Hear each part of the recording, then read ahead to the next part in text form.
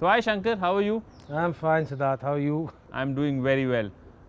So tell us about yourself. So, my name is Shankar, and I am a big fan of these motorcycles from the past, what we call vintage today. Simply because I feel that these motorcycles have a lot of human element to them. They're made for, with a lot of human engineering in mind. If you look at this motorcycle, for example, there are a lot of things that, there's zero tech for the sake of tech. It is tech for the sake of human. You understand what I'm saying? You can sit down, you can open this bike up yourself, you can work on it yourself. All about the vehicle is screams about that, you are a part of the motorcycle and the motorcycle is a part of you. It's like an extension of yourself. And I really love that, and the feeling that these riding these old motorcycles have given me all my life. I've collected about 20 of them, and then I've had to rationalize it down to about 12. But take it from me, I wouldn't want to have sold even one of them. There a lot of passion, a lot of sweat that had gone into building each one of them. I started building my first bike, I think, in '95, and this one I acquired about 2007. But this one has had the maximum amount of, what do you call it, mind share from me since 2007, because the kind of work I put on this I have not put on any other motorcycle per se. The bug on this motorcycle bit me around about 95 actually, and I got my first Java around about then, and ever since then I've been like collecting Javas. I've got about 20 of them, and then I had to rationalize down to about 12. But in between I really picked up this one. This one was the one which is really the crown in my collection. It's a Perak from 1953.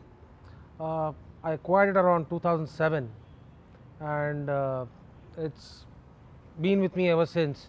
It's taken me quite some time to actually restore it back. I've spent money like water on it. I've made trips to the Czech Republic. I've gone to Prague. I had to buy them. I bought new silencers. I bought these new World War II leg guards from that period. I bought the steering dampers from there. I got a completely new tank because the old one is completely rusted, old ones and all that. So I got a new old stock tank. So I picked that up. And then I went through 2 rounds of restoration. One round of restoration at about Nasik. Then I got into another round of restoration at Bangalore. Bangalore, we found the tail lamps. We found the tank switch, and the tail lamp actually told me what color the bike had to be, because that was the original color. So we used that, and if you notice, normally people buy a tail lamp, color it according to the bike. For me, I bought the tail lamp and colored the bike according to the tail lamp. That's an interesting looking bike. So tell me about the Perak. What exactly is the Perak?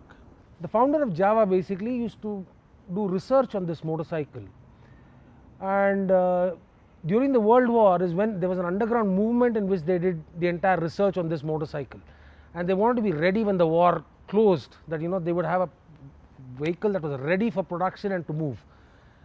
During the war, they figured out that the plunger suspensions were going to give a much smoother ride. So that was the innovation on this. In fact, Perak, for example, means plunger, by the way. That's the genesis of the word Perak itself. So the plunger suspension, this motorcycle, all this came together by about 1947, and the first motorcycle came out in 47 after that. There were two variants, and the 350cc and the 250cc. There were two different companies, both of which were actually nationalized to form Java. One was Outfit and one was Java itself. So Ogar, for example, was the brand name which was for the 350, whereas the Perak was the name for the 250. Finally, after the nationalization and the single name came out, we had the Java 350 come out, which replaced the Ogar 350 also. So that's the history behind the motorcycle as such. My particular motorcycle was actually owned by one of our dispatch riders in India, by the way. He rode this bike in the war. He passed on in '65, and since then the vehicle has not been ridden. His son sold it to me in 2007. So that's how I acquired this, and then I put it together. If you see the original photographs of the motorcycle, very, very different from what it is today. Mm-hmm. And so tell me, what exactly are the stuff that you've done on it, as in are there any custom parts to it? If you look at the bike is completely stock. There is nothing else except the Trip Machine accessories that I have put onto it. The only reason I put them on is because they actually call out from the bike. They call out for the bike. They are accessories that have been made for the biker, for by a biker company. Just like Happiness per KM as well, right? We also do a lot of stuff because we are bikers. We know what exactly bikers want, and therefore the Happy Marriage. We really love the kind of stuff that you guys brought out. So I've got this. I've got the tassels which you've made for the grips, and there are only 2 accessories apart from that. But otherwise, I've got the World War II leg guards on the motorcycle, which is actually an accessory which is not originally on the motorcycle. But apart from that, nothing else. That's a stock accessory, by the way. So why don't you tell me about Sid? What exactly inspired you to start Trip Machine, and what is it that you saw in our vintage machines that connects you so well to them? So, like you have your collection, I also have mine. Obviously, it's not as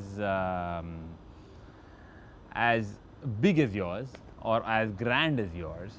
It's a small collection, but obviously, the love for motorcycles was always there. Before this, I used to work in a British bank as an HR guy.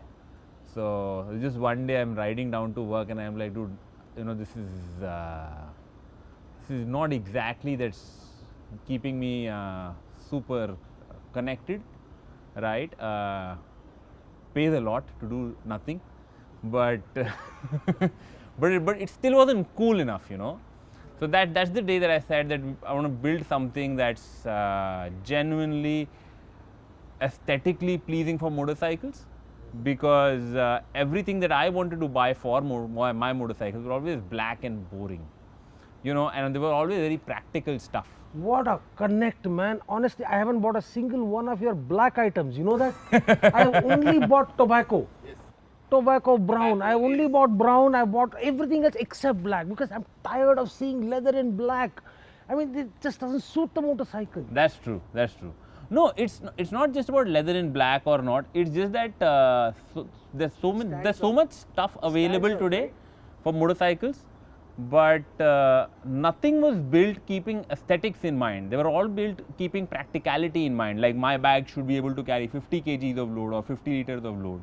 But nobody wanted to build a bag that blends with the motorcycle, So that was the idea, to create stuff that genuinely first makes your motorcycle look good, because that's, again, as you said, is an extension of your personality. And that's the whole idea behind starting Trip Machine. It wasn't even about doing leather, because as an HR guy, I was never a leather guy.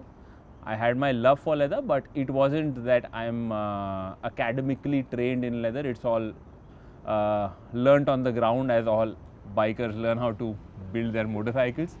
But the idea was always there, that we need to create stuff that's good. So like if you look at the tank pouch, it was just a simple, what I used to do is I used to cut my cargo shots, place 4 magnets at the back, and use it to just carry my stuff. So when I started doing this, I said, dude, that we can do in a much nicer fashion. And that's why that's how the tank pouch came in, And so all the stuff was is first built for making the bike look better, and then it's built, okay, like we can build in some practicality into it. Interesting, very interesting. Normally people go for functionality first and then look for how it can become better blended in. But I think you've gone the exact opposite way. First you figured out how to make it look really good, and then see how can I make it much more functional. Absolutely. So again, as I said, if I wanted to buy a tank bag for my bike, they were always like this big, which would be bigger than the tank. Correct. And then your bike looks horrible. Absolutely. But the bike is supposed to be the protagonist, the hero. It's the highlight of everything. And then you place a big ugly bag on top, big ugly bag at the back. It just doesn't make it look nice. And the whole idea was that we'll first create stuff that doesn't take away anything from the motorcycle, but adds to it. Nice, very nice. Any other things in the offing coming in? So the next in line, or I can tell you the most exciting part about what we're going to do with Trip Machine is we're going to start our own range of coffee. So we did build a cafe on a motorcycle and we launched it in Goa. Okay. But after the lockdown, we didn't take that cafe around. And the next in line is coffee. In terms of products as such, hopefully, so the next in line will be a bigger tank bag. But as I said, the idea is for it to first look good. So it's going to be it's still not going to be the big ass ones that you can buy today. It's still going to be a small bag, but can carry about 3 times the size of the tank pouch. Nice.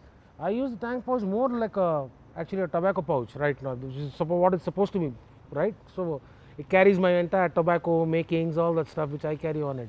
But I see the logic. You may want something bigger to be able to carry all your documents and probably an overnighter of clothes or whatever stuff and finish it off there itself, right? You don't need to have a large bag over there and your bungee cords. It's looking ugly bloody hell at the back.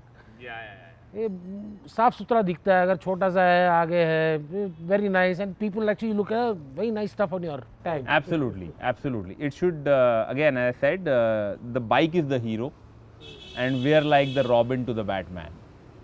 Ah, what a beautiful way to express it. We are the Robin to the Batman. Yes, I am the Robin to the Batman also. He's my Batman.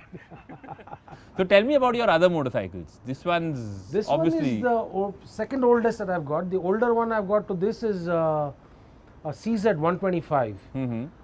That is from 1942.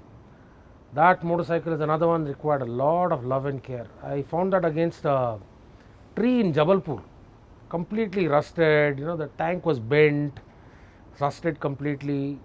Got that bike back. Putting that bike together cost me again an arm and a leg. But again, that's like, it's got pride of place in my home, in my balcony. Second floor, hidden in the balcony, nowhere else, not allowed to go out anywhere. The other one I've got is a scooter, a Java scooter. ah Yeah, I've got the only running Java scooter also. I mean, as of now, I have seen only one running in India, but apparently there are a couple more which are hidden away somewhere. But mine has gone to all shows, participated, taken a couple of good prizes. Running scooter 501 Cizeta 1958, twin silencers, 175cc. It looks like a bazooka, man. I'm telling you, you will figure out what you're going to give me on accessorizing that. It's got the petrol tank right in front of the hood. So your shields are there in front. It's got the petrol tank is there in front. So you ram somebody and it'll actually go kaboom. No, actually we have one of our grips on somebody who has a scooter. I'll show you a picture. I think I've seen that. So, but it's only a customer picture, so I don't even know where that customer is from. I just have the picture. There are very few of them available across the globe actually. 100, 150 survive. Just like this. This is like you won't find more than 200 pieces across the globe. Very, very rare, right? Yeah, absolutely, absolutely. Yeah, so this one, then I mean I've got other things. I've got twins, for example. I've got Java twins, I've got the roundboard twins, I've got a 354, 360, 361, I've got a 638, I've got a Road King, SD Road King. I've got two Road Kings actually. One is from 78, one is from 95. Both of them have their own joy. One is on points, contact breaker points, and one is on the CDI. Good vehicles, both of them. Where do you park them in Delhi? Right behind my house. I got a large backyard, so Okay. it's all hidden and it's completely, what do you call it, jailed up. I've got bars all over. Nobody can come in. So it's all locked up, put inside, put outside. So your garage is bigger than your house. My wife has taken strong objection to that and she's already on the warpath. We'll have to figure out what to. So I've started bringing the vehicles into the house now. This looks like a nice showpiece. You put it here. So that process has started. So the idea behind doing grips was to have a simple accessory that, again, just make your bike look a little better.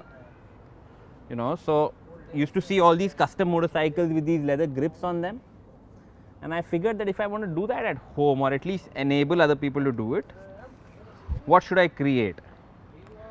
And hence the grips came into existence.